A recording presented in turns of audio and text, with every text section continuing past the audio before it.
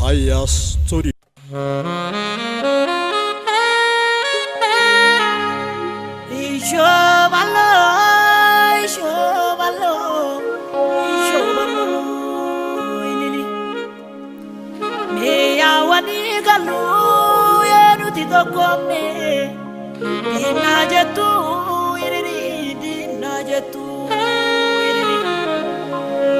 Walgae goni bada, walgae goni goda. Sida bunu bochise nani konani gamada. Bonbane gadi bune akajalde sadapa. Inji bano nakasi ke roko kape. Yo kotangana kotu baji garagarjani. Absornana kamayo nami hobi sani mor milto apaya radesi gute kunoti kaedira bubuta dabare namu koti dabare darban kabu itani mamaku galmagau kayoko ke sambaloko ke sambasa kodako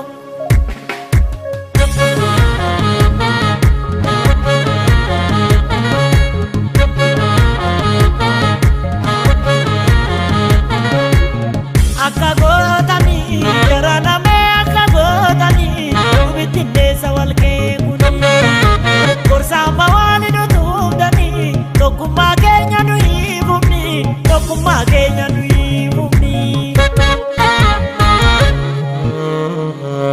ayo garameti ayeti sidesu jawar koti chaza galepsu dina sodachisu silva ya golaba kanza wango jefte ani bo ya bosudin kiya shenkale ni chifte itibulu fimale mundungala tare wajinsiku fimale duk digara tare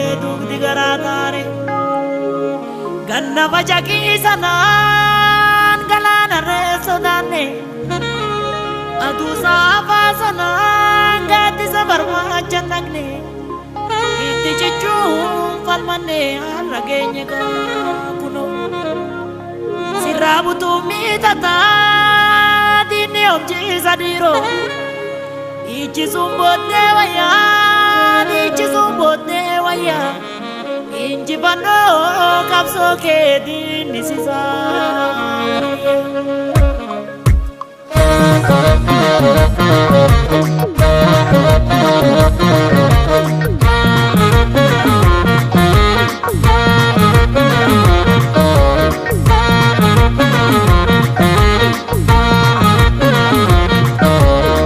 kane akanu tokumani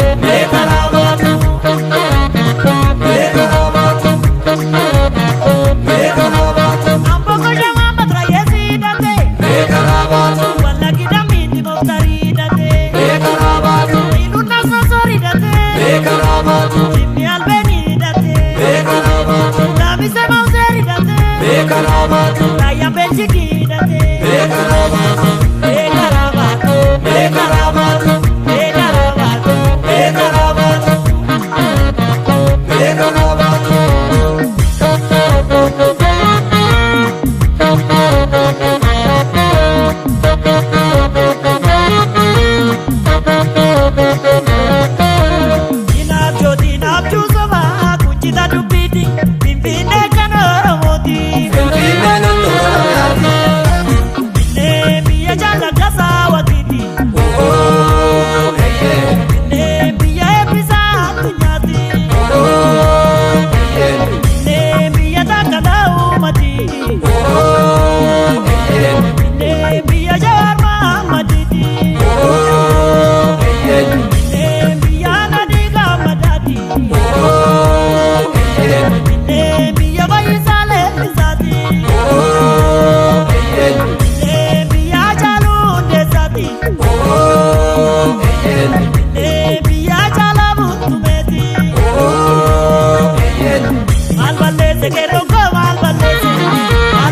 baase boolle koo maal balleessi mata biyyaa bilisa baase biyyaattumaa bilisa baase mata biyyaa bilisa baase biyyaattumaa bilisa baase mata biyyaa bilisa baase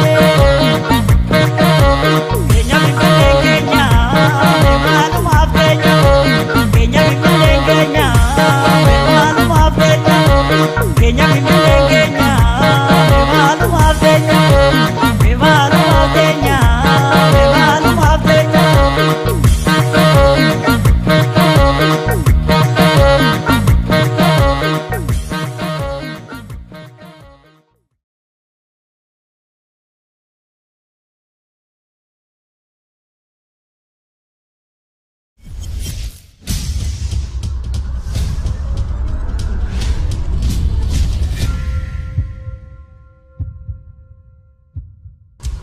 Aya Studio.